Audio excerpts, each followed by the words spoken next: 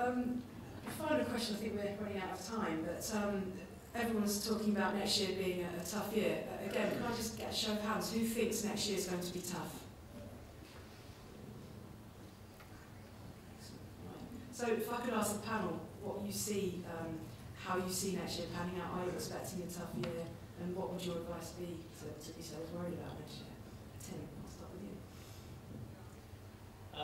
you. I think we've come off the back of a couple of tough years in terms of the industry selling its solutions. To my mind, I think a lot of this goes back to, and I'm going to use a word like cloud that is a little bit overused, but I think we need to go back to it, and that's ROI, that's return on investment. How do we collectively as an industry prove that investment into technology can provide a business return on investment? Whether that's a reduction of their operational costs, whether that's an improvement on margin, or business productivity that you can measure somehow, we need collectively to focus on return on investment. And doing things, like we said earlier, about changing the conversation to a services-based conversation helps us do that. Changing the focus to an operational expenditure versus a capital expenditure also helps that. But at the end of the day, if we collectively, as resellers and suppliers into that market, cannot demonstrate that our technology provides a business return on investment, then it's going to be an even tougher year than some of those who put your hand up thought it's going to be. Well, I definitely don't want to be an economist at this event.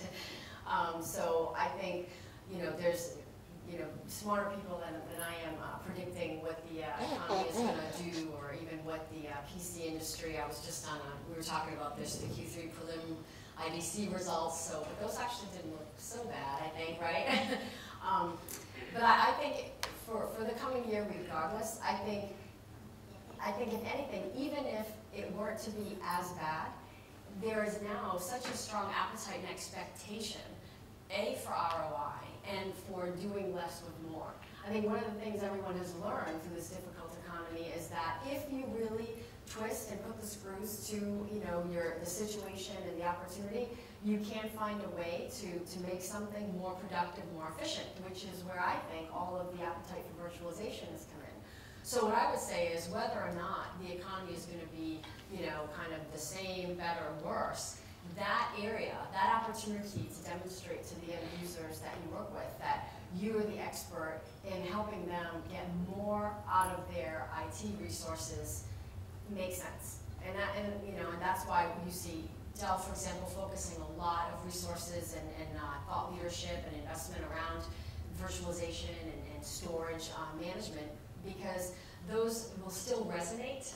Because just if the economy were to come back, how silly, what are you going to say? Well, now's the time we can waste money again, So I think the expectation that IT resources can be efficient and green and don't have to suck up so much of that money that could be used for innovation, that expectation is still going to be relevant, even if the economy turns around, right? Because people just went through it. And so I think we should, that message is still going to be a strong one that everyone can use and will resonate. But again, you have to be an expert as well. So it can't just be a hollow message. There has to be the expertise to back it up, so that when you bring your solution to the table, or your the offering, that it's the best in class, and then most likely to win those opportunities.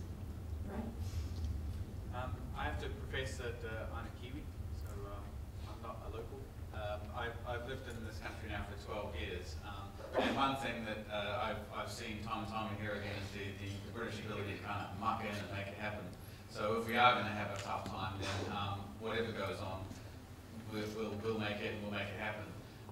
As a business, it's going to mean that it's going to get extremely competitive. I mean, there's no way of escaping that. So if you're putting off some decisions or wondering, should I make some changes to my business, don't wait any longer. Start making any changes that need to be made now, and do them at all costs. Make sure you're putting yourself in that position to be the most competitive, best business you've ever been before, because you're just going to have to get better and better and better at what you do.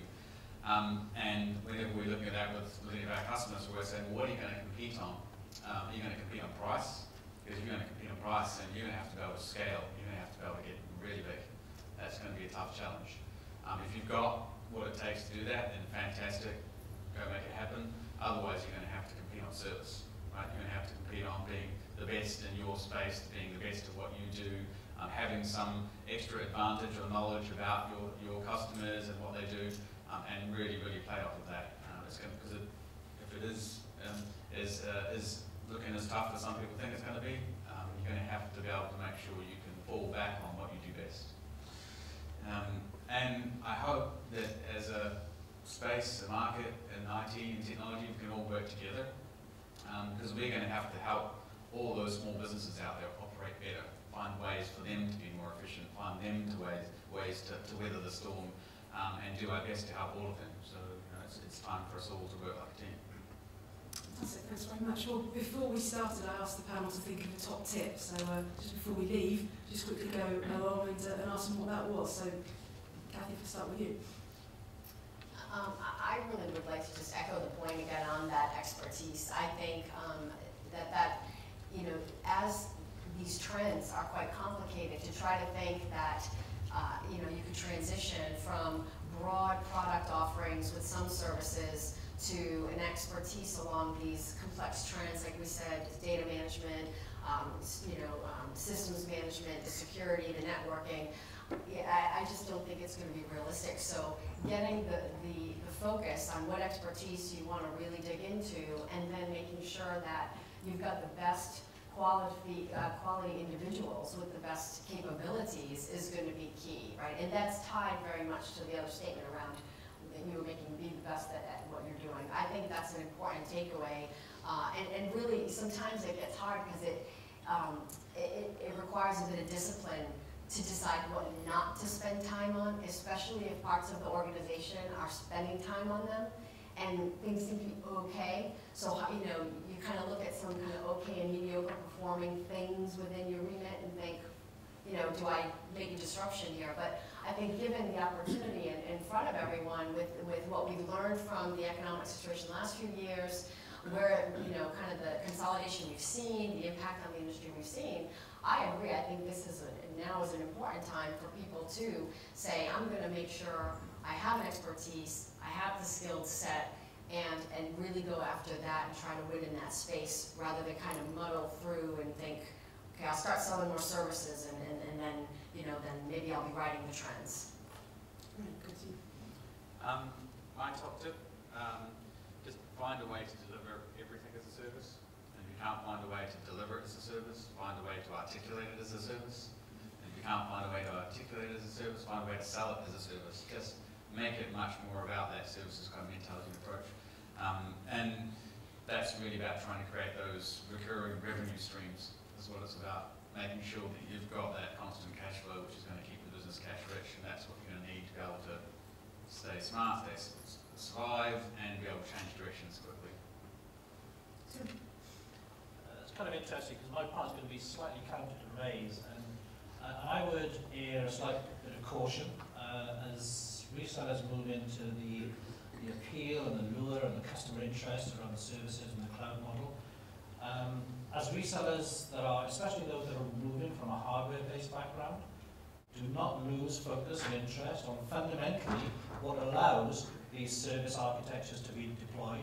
So there's a lot of great developments happening at the hardware, at the infrastructure, at the performance level, at the power management level, that still in their own right will be key drivers. I've seen many organizations that have tried to change from being a hardware-based company to a services-based company overnight, and it's proved very difficult, because those companies will rely upon the revenue that they receive from the hardware to build the capabilities for the services offerings. So I would err a slight bit of caution there. But on a more optimistic note, for those people that are going into it, I would reinforce the example I gave earlier. Let's look at the IT industry adopting some of the ways that the telco market packages and sells their offering, which has a very good balance between the hardware infrastructure and the services that their end users appeal and demand. Right, well, thank you very much. Well, that brings us to the end of the session, so I'd like to thank the panel for all their insights and thoughts there. Hope you found something useful out of that and enjoyed it. Thank you very much.